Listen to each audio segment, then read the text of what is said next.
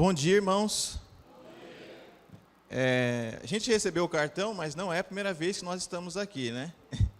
Quando o João Marcos e a Arodi casaram, nós estivemos aqui naquela ocasião. Eu, minha esposa, minha sogra e outras pessoas lá de Baeta. Então, como o nosso irmão já falou, nós somos membros lá da igreja de Baeta Neves, onde também são membros, acho que pessoas que você conhece, que eu vou citar pelo menos 3. O irmão Rubens, Marcos Mila, devem conhecer, não sei, que já veio aqui, né? E o Gênesis vocês conhecem, com certeza, né? Que é também irmão do tio Paulo e da minha sogra Glésia. E eu quero dizer que eu estou muito feliz por estar aqui, porque esse é o mês, ou um dos meses mais felizes do ano. Mais feliz porque é o mês do meu aniversário. Então eu estou muito agradecido por estar aqui, e também eu quero agradecer aqui de púlpito, né? Ao tio Paulo e à tia Chiquinha, que nos recebeu de maneira carinhosa. E passando pelo corredor, na hora do café de vocês, o irmão me perguntou: e aí, como você está sendo tratado na casa do tio Paulo? Eu falei: eu estou me sentindo um príncipe. E é verdade, irmãos, né? Estou sendo bem tratado, bem cuidado. Então, quero agradecer aqui, né, o tio Paulo, tia Chiquinha e toda a família que nos acolheu e nos recebeu, e até nos fez uma festa para comemorar o nosso, como eu costumo dizer lá no Baeta, o nosso natalício. Lá não fala aniversário, fala natalício, né? Um dia eu falei: o que é isso, Fábio? É a mesma coisa, aniversário. E nessa manhã, eu gostaria de falar com os irmãos. É engraçado que durante a ceia do Senhor, a gente vai ouvindo algumas palavras que vão dando indicativos daquilo que você tem que dizer. Vai confirmando, né? Na ceia nós ouvimos muito aqui hoje: gratidão, nós te agradecemos. Foi ou não foi? Foi isso que nós ouvimos, todos nós, nas orações e nos cânticos. Mas, nesta manhã, eu gostaria de contrariar e falar de ingratidão. Nós não falaremos sobre gratidão, eu quero falar sobre ingratidão. E para isso eu convido os irmãos que abram suas Bíblias no Evangelho de Lucas, capítulo 17.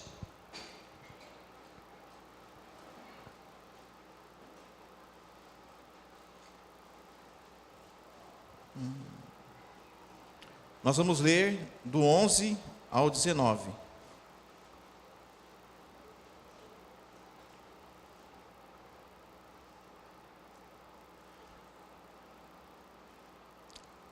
Lucas 17, do 11 ao 19. O texto sagrado diz assim: Indo ele a Jerusalém, passou pelo meio de Samaria e da Galiléia.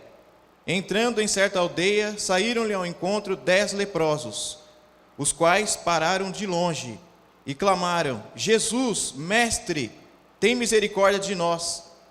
Jesus, vendo-os, disse-lhes: Ide e mostrai-vos aos sacerdotes. Indo eles, ficaram limpos. Um deles, vendo que estava curado, voltou glorificando a Deus em alta voz. E caiu aos pés de Jesus com o rosto em terra, dando-lhe graças. E este era samaritano. Jesus perguntou: Não foram 10 os que foram limpos? Onde estão os 9? Não houve quem voltasse para dar glória a Deus, senão este estrangeiro? Então lhe disse: Levanta-te e vai, a tua fé te salvou. Esse texto de Lucas que nós lemos aqui neste começo da nossa introdução, fala que Jesus estava indo da Samaria para a Galiléia, e numa estreita faixa de terra, 10 leprosos clamam a ele que os curassem. 10 leprosos. E Jesus falou: vão se mostrar aos sacerdotes. E é interessante que existem muitas curas de lepra na Bíblia, no Novo Testamento. Mateus, Marcos, Lucas e João. E nós percebemos que muitos leprosos que Jesus curou, ele curou de maneiras diferentes. Não foi da mesma maneira. E aqui nessa ocasião específica, ele manda que esses 10 homens impuros, imundos, porque assim era considerado um leproso, que eles fossem se mostrar aos sacerdotes. E se os irmãos pegarem um texto de Levítico, da lei, vocês vão perceber que existe todo um ritual todo um cerimonial que o sacerdote tinha que fazer com o leproso, e com a casa do leproso, e com as coisas do leproso, a fim de que ele, em dado momento, tornasse-se limpo ou puro. Então aqui Jesus, ele recorre ao todo o ritual judaico que era feito naquela época, desde Moisés. E é interessante que nós percebemos que eles indo obedecendo a palavra de Jesus, os 10, um deles se percebe que está curado. Um voltou curado. E Jesus fala: não eram 10? Onde estão os 9? Só voltou um para agradecer e dar glória a Deus. E eu quero destacar aqui nesta manhã uma palavra que Jesus disse aqui nesse texto. O versículo 19 diz: então lhe disse: levanta-te e vai, a tua fé te curou. É interessante que muitas vezes nós falamos que a fé é uma coisa, e gratidão que esse homem expressou aqui, esse ex-leproso expressa aqui, não só em palavras, mas em atitude, que fala mais que as palavras. Mas nós pensamos que fé é uma coisa e gratidão é outra. Mas Jesus, percebam que ele fala: levanta-te e vai, a tua fé te salvou. Aquele homem foi salvo, não apenas curado. Os 9 foram apenas curados, não foram salvos. Porque esse um que voltou expressou gratidão. A fé que as pessoas querem ver hoje é uma fé do sobrenatural. É uma coisa estrondosa, mas, meus amados irmãos, a fé é algo simples, que é capaz de gerar no coração de quem é agraciado, de quem foi objeto de alguma bondade, de alguma graça, e que leva esse ser, essa pessoa, eu e você, a cairmos de joelhos e agradecermos. Então a fé, eu posso dizer para vocês, ela é uma dimensão, a gratidão é uma dimensão da fé cristã, porque nem todos são agradecidos. Percebam que 90% dessas pessoas que foram curadas, apenas um voltou. É muita gente ingrata, a maioria das pessoas são ingratas. E embora nós tenhamos cantado, como eu já disse no começo, sobre gratidão, nós falaremos o tempo todo sobre ingratidão. Meus queridos, então a primeira coisa que eu quero falar aqui, o primeiro ponto: o que é ser agradecido? A gente vive numa cultura onde a gente nasce e já está tudo pronto, correto? Eu não construí nada, eu nasço nesse planeta, nesse bairro, aqui na cidade de Piracicaba, ou venho para cá por algum motivo profissional, ou de relacionamento, ou porque eu quero congregar naquela igreja, e eu estou aqui, e chego aqui, e está tudo pronto. E é interessante que nós aprendemos a ser educados. Alguém me faz um favor, o que a gente fala? Obrigado, obrigada. Não é assim que funciona? A gente faz isso o tempo todo. Alguns fazem o tempo todo, nem todos. Ou nós fazemos isso porque o pai ou a mãe ensinou, a irmã mais velha, que é o meu caso também, meu pai e minha mãe, mas a minha irmã mais velha também me ensinou a ser agradecido. Ou nós fazemos isso também por senso comum, né? Porque o senso comum nos força a fazer o quê? Você tem que ser agradecido, você precisa agradecer aquilo que você está recebendo, a pessoa que te fez esse favor, ou aquele benefício.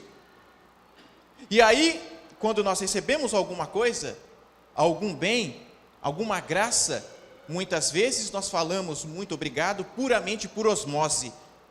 Aquilo não tocou a minha mente e o meu coração, não foi canalizado daqui para cá, eu simplesmente disse obrigado ou obrigada, por força da educação, do senso comum, e dessas coisas que nós fazemos muitas vezes sem pensar profundamente, não mexeu com as nossas entranhas, a gente simplesmente diz agradecido, obrigado ou obrigada. Irmãos, o que é ser agradecido?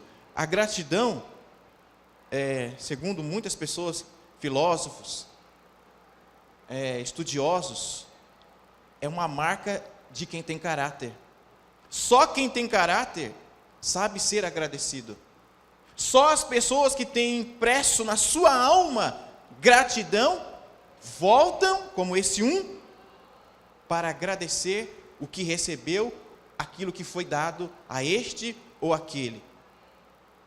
Mas a pergunta que eu quero que cale, porque ainda cala até hoje no meu coração, eu completei mais um ano de vida, então eu preciso o tempo todo me lembrar que eu poderia não ter completado mais um ano de vida, que eu poderia não completar esses anos aqui, no meio de vocês, na casa do tio Paulo, da tia Chiquinha. Então eu preciso ser o primeiro a ser agradecido. Mas a pergunta que eu quero que nós pensemos aqui nessa manhã é: o que leva pessoas, um homem, uma mulher, um jovem, uma criança, um adolescente, que já tem ciência, entendimento para saber o que é isso, o que leva um cristão, muitas vezes, a não ser agradecido por aquilo que recebe? A gente acha que as pessoas o tempo todo são agradecidas, não é? Mas se você parar para fazer uma análise na sua família, no seu ambiente familiar, com os seus amigos, com o círculo maior, você vai perceber que nem todo mundo agradece. Nem todo mundo sabe ser agradecido. Nem todo mundo expressa gratidão. Aí eu elenquei 5 razões para isso. A primeira razão pela qual muitas vezes nós não somos agradecidos é por negligência. Muitas vezes nós somos negligentes com várias coisas da vida. Somos negligentes com a nossa dieta, comemos demais, bebemos demais, extravasamos demais. Muitas vezes nós somos negligentes com a nossa saúde, né? Sou diabético, eu tenho pressão alta, eu tenho artrite, artrose, eu tenho problema na coluna lombar, eu tenho artrose, eu tenho várias coisas, e aí, ainda que eu saiba que eu tenho essas coisas, eu sou negligente com a minha saúde, no tratamento da minha saúde. Muitas vezes nós somos negligentes com a nossa, nós crentes em Jesus, com a nossa meditação. Nós não lemos a palavra de maneira diária e diuturna, somos negligentes com a oração, ou por um todo, nós somos negligentes muitas vezes com as disciplinas espirituais que nos fortalecem diante de Deus e das entidades espirituais. Mas nós somos absurdamente mais negligentes com a gratidão. Não sabemos muitas vezes agradecer, não pelo que diz a cultura, não por aquilo que fomos ensinados em casa, mas por aquilo que nós provamos ser realidade e que passou aqui, canalizou no meu coração, mexeu com a minha vontade, o meu intelecto e com as minhas emoções, e eu sei externar isso, eu sei voltar, eu sei agradecer, eu sei falar isso com atitude como esse leproso. Mas muitas vezes nós não fazemos essas coisas. Todo mundo aqui, com certeza, assim como eu, teve ou tem ainda pai e mãe. O meu pai já se foi, fez 1 ano, dia 1º de abril. Talvez vocês ainda tenham os pais de vocês, as mães de vocês, as mães que estão aqui, os pais têm os filhos de vocês. Vocês têm os seus genros, as suas noras, seus cunhados e cunhadas, vocês têm os amigos, vocês têm a comunidade cristã, a comunidade da fé, essa igreja. E muitas vezes essas pessoas que cercam as nossas vidas e que nos beneficiam de várias maneiras, nós não sabemos ser agradecidos a essas pessoas. E aí de repente a vida dá uma guinada, a direção do vento é outra, e daqui a pouco você não tem o seu pai, não tem sua mãe, não tem um amigo, não tem sua esposa, não tem o seu esposo, não tem o seu filho, não tem sua filha. Aquelas condições que eram favoráveis você já não tem mais. E aí é clássico se dizer nesse momento e nessa ocasião: eu era feliz e eu não sabia. Você já falou isso algum dia? Eu tinha tudo e pensava que não tinha nada. Como aquela pessoa, aquele homem, aquela mulher, aquele amigo me faz falta agora, mas eu já não tenho mais. E aí, enquanto nós estamos vivendo com essas pessoas que se doam para nós, que se entregam para nós, a gente tem aquilo como garantido. Daí a gente não agradece. A gente não sabe ser agradecido. O marido trabalhou o dia inteiro, chegou cansado, foi, tomou o seu banho. Aí a esposa foi, fez aquela janta de costume, né? Ou o almoço. Rotina. Todos os dias se faz isso.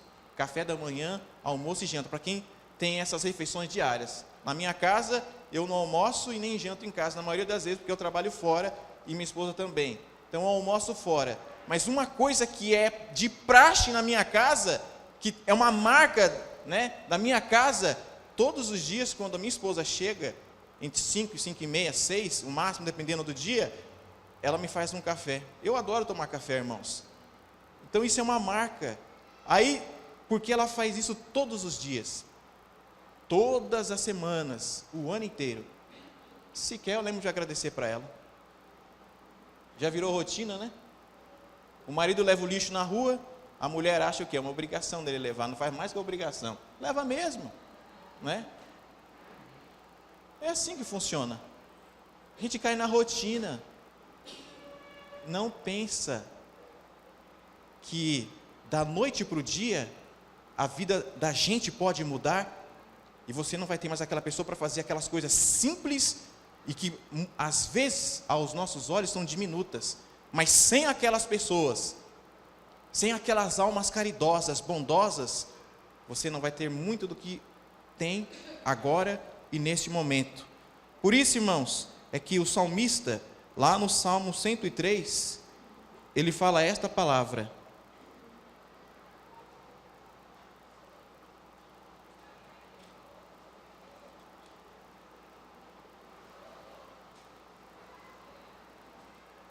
no versículo 1 e no versículo 2 do Salmo 103, o salmista fala assim: bendize, ó minha alma, ao Senhor. Tudo o que há em mim, bendiga o seu santo nome. Bendize, ó minha alma, ao Senhor, e não te esqueças de nenhum dos seus benefícios. Irmãos, nós muitas vezes somos mal agradecidos, não agradecemos por negligência, esquecemos. Não passa na nossa mente que as coisas e que a vida possa mudar. E daí nós não agradecemos, esquecemos. Somos negligentes em agradecer o arroz que comemos, a casa que temos, os pais que temos, a mulher que temos, o marido que temos, a família que temos, a igreja que temos, a liderança que temos, e tanta coisa que temos. Mas por negligência nós não agradecemos. Mas o que é interessante é que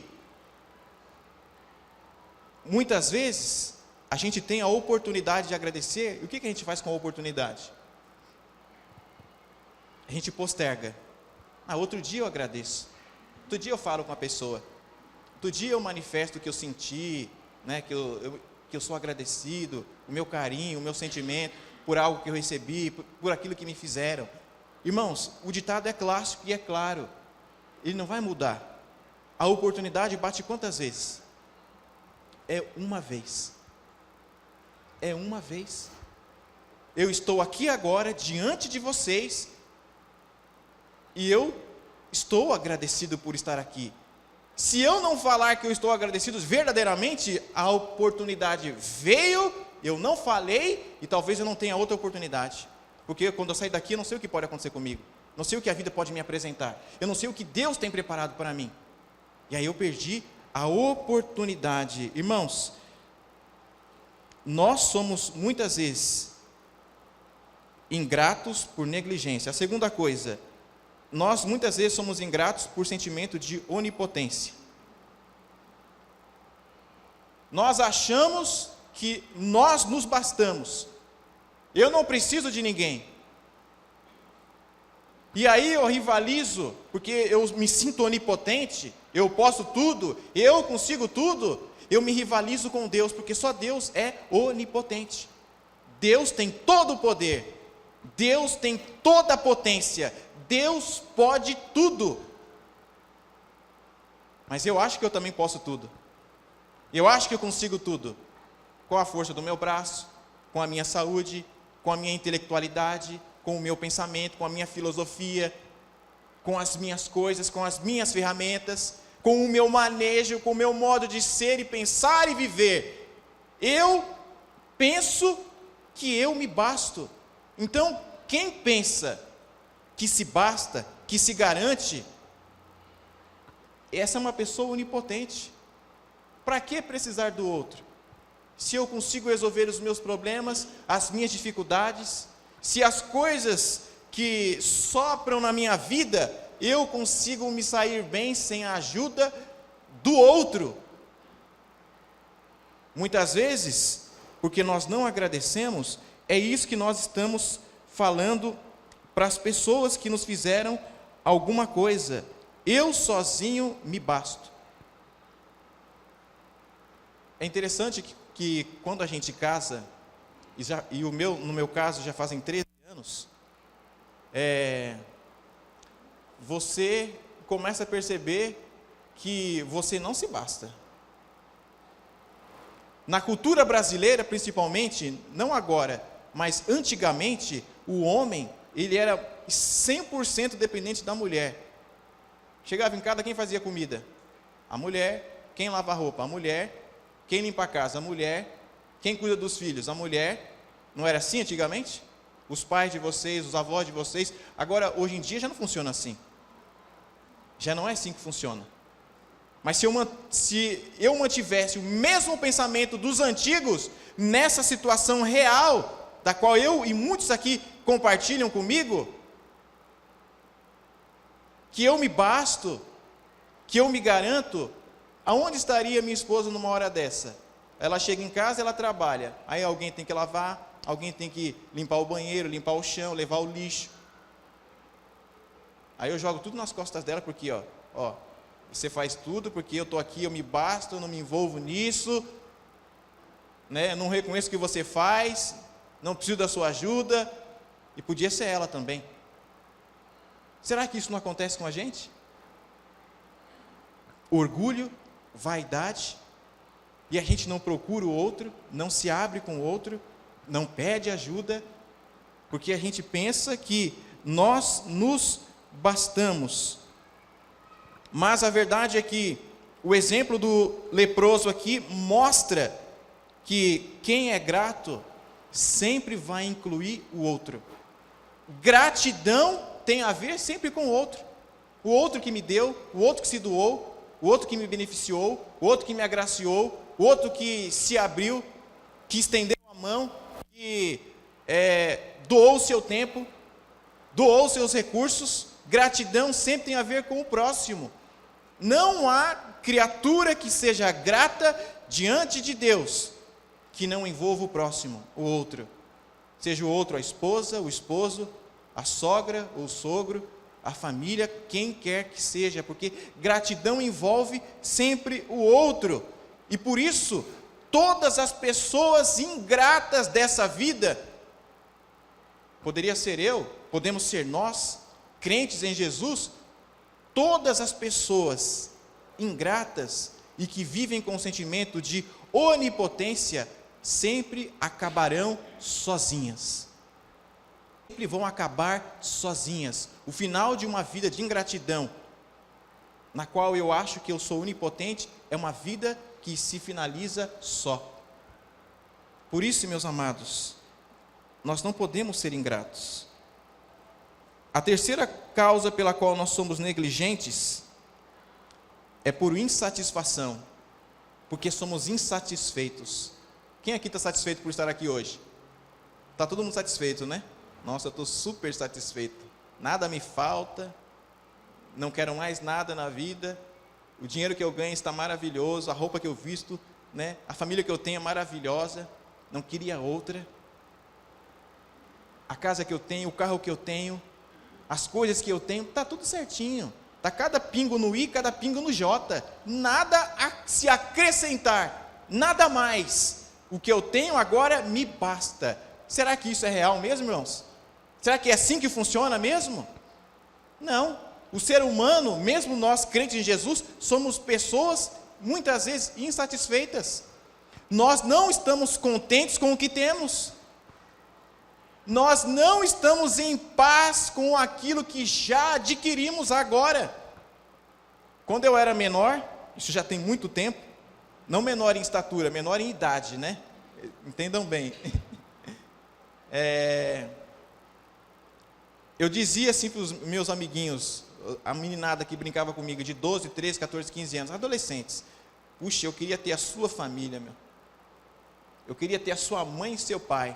A minha mãe, por um tempo, trabalhou lá em São Bernardo, num lugar chamado DAI, né, que era o Departamento de Água e Esgoto. E ela tinha um chefe, o diretor do DAI, e algumas vezes ela ia na casa daquele homem fazer algum tipo de serviço, e eu via aquele homem, a esposa dele, os filhos dele. Aí eu chegava em casa para meus irmãos mais velhos ou mais novos, e eu falava assim, nossa, eu queria que o doutor José fosse o meu pai, né? Eu queria que aqueles irmãos fossem os meus irmãos. Gente, porque eles tinham tudo.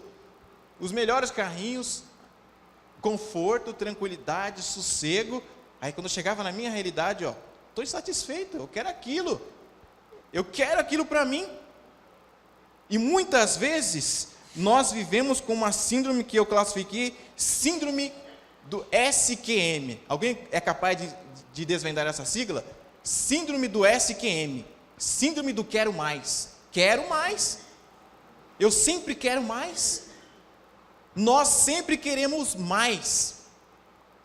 As irmãs que estão aqui, desculpa a minha não petulância, mas a minha liberdade de falar assim no meio de vocês. As irmãs que estão aqui, será que vocês, irmãs, crentes em Jesus, será que vocês precisam de 20 pares, 30 pares de sapato?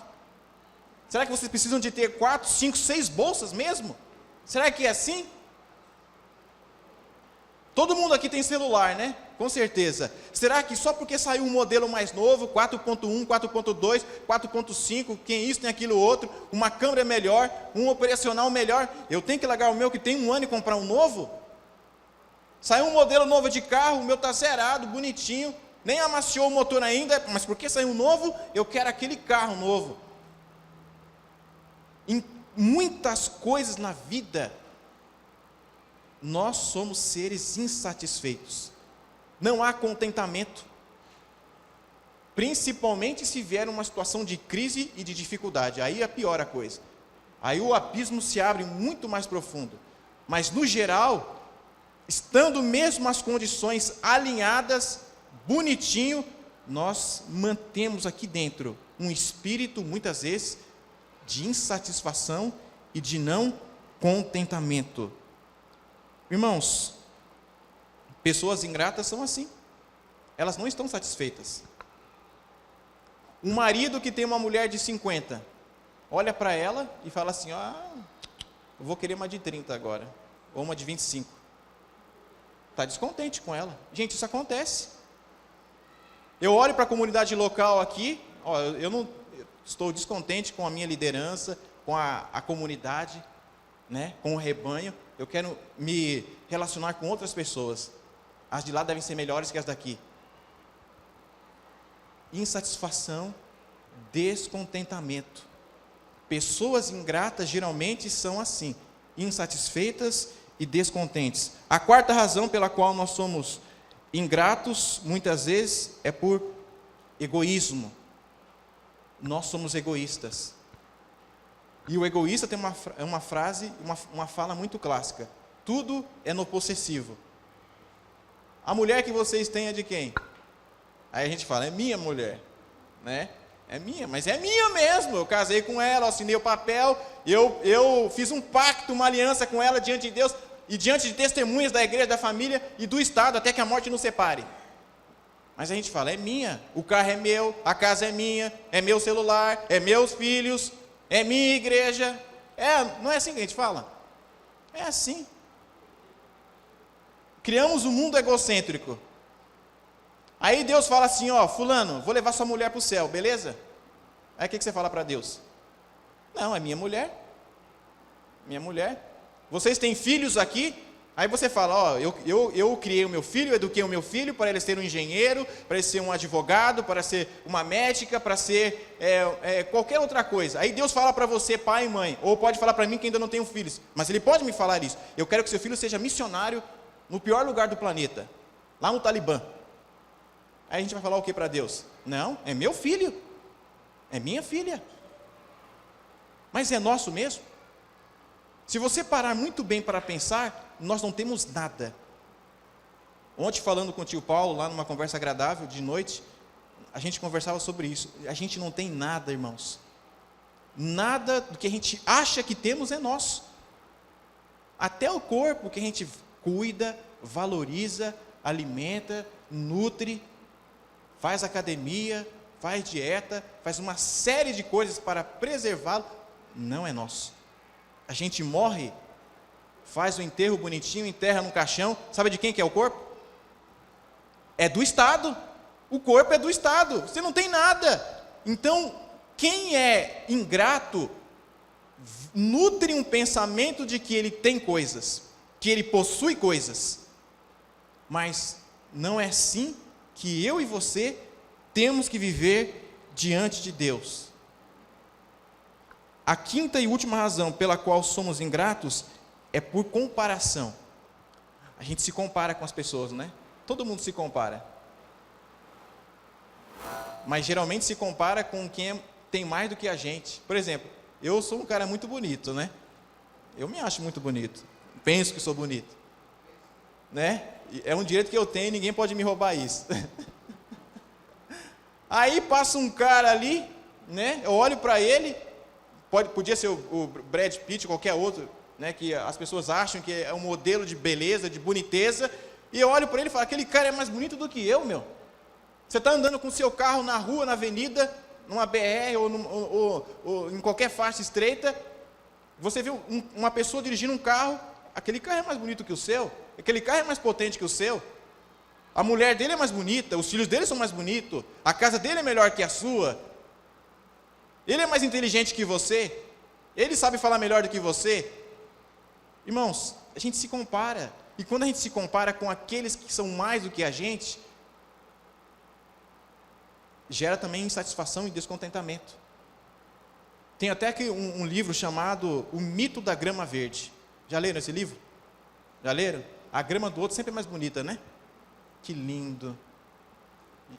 Essa comparação, ela é insana e destruidora. Mas o ingrato vive com essa metodologia de pensamento. Eu me comparo com quem tem mais. Eu me comparo com quem é melhor do que eu.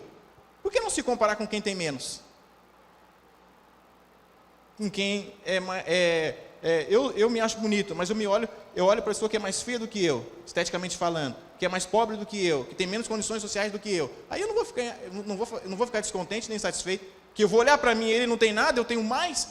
Tá, beleza, maravilhoso. O outro pensamento que é destruidor, insano.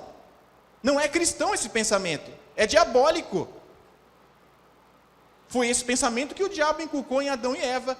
Vocês serão como Deus. Não foi isso que ele disse? Gênesis 3? Quando Adão e Eva já tinham tudo. Já eram como Deus. Criado à imagem e semelhança. Não precisavam de mais nada. Mas ele embutiu em nossos primeiros pais esse pensamento de comparação. Você acha que você tem? Olha para lá. Você pode ser assim, ó, com mais. O ingrato, ele é dessa forma. Agora eu quero falar algumas coisas, porque é tão ruim, tão perigoso ser ingrato. A primeira coisa é porque o ingrato vive no mundo pequeno. O mundo do ingrato é um mundo pequeno, irmãos. Só cabe ele, não cabe mais ninguém. Não dá para partilhar. Ele não divide. Ele não partilha. Não partilha vida, não partilha emoções, não partilha vontades, não partilha pensamentos, só cabe ele. Por isso é um mundo muito pequeno. O mundo do diabo é um mundo muito pequeno, porque o diabo é um ser egoísta. Agora, o mundo de Jesus Cristo é um mundo absurdamente grande, porque ele sempre compartilha e reparte, sempre compartilha e reparte. Só lembrarmos das 2 multiplicações que temos no Novo Testamento. Eram quantos pães e quantos peixes? Eram poucos, mas à medida em que o Senhor foi compartilhando, aquilo cresceu, e todo mundo foi alimentado, e comeram de maneira que sobejou, porque quem compartilha sempre sobra e sempre aumenta. O mundo do ingrato é um mundo pequeno porque ele é egoísta. Uma outra coisa, o ingrato é um ser avarento. Ele é um ser avarento. Tudo é meu, como eu já estava dizendo. Nada para o outro. O pensamento do ingrato, que é avaro, é assim: é a matemática do menor esforço possível. O que eu posso fazer por você? O mínimo possível. O mínimo possível eu posso fazer por você, porque o avaro tem essa dinâmica de pensamento. Uma outra coisa, porque é tão ruim ser ingrato, é porque o ingrato vive descontente. Descontente. Todo mundo aqui deve ter zap, né? Será que a gente precisa mesmo de 30 grupos? Zapear toda hora aumenta em quanto o nível da sua serotonina, da sua adrenalina? Aumenta? Será que ter 500 canais de televisão, Netflix, um monte de canal que tem aí, eu não tenho. Não estou condenando quem tem, mas será que a gente precisa de ficar vendo seriado após seriado, ver isso, ver aquilo? Será que isso realmente aumenta o nível da nossa felicidade, da nossa expectativa quanto a isso ou aquilo? Isso é um engano. É um engano. Porque não aumenta. A pessoa que é contente, ela não fica se iludindo com idealizações impossíveis, porque muitas coisas não vão acontecer, irmãos. Se você parar para pensar agora consigo mesmo aí na sua consciência, muitas coisas que você pensava na sua infância e na sua adolescência, elas aconteceram todas como você pensou? Eu queria ser médico na infância. Você cresceu, você é o quê? Eu queria ser professor. Você cresceu, você é o quê? Eu queria ser advogado. Você cresceu, o que nós somos agora? Muitas idealizações da infância, da adolescência, jamais aconteceram. Mas se eu me torno um adulto com esse mesmo pensamento, com essa mesma dinâmica de vida, vou ficar frustrado, decepcionado, porque muitas coisas não vão acontecer como eu planejei. Saiu fora do esperado. Não era como eu pensei. Mas aí o contente, sabe onde ele vive? Na realidade. Quando eu piso naquele espaço onde eu estou satisfeito, daquilo que tenho, daquilo que sou, eu piso no espaço divino aonde habita quem tem gratidão. Foi aonde pisou aquele leproso.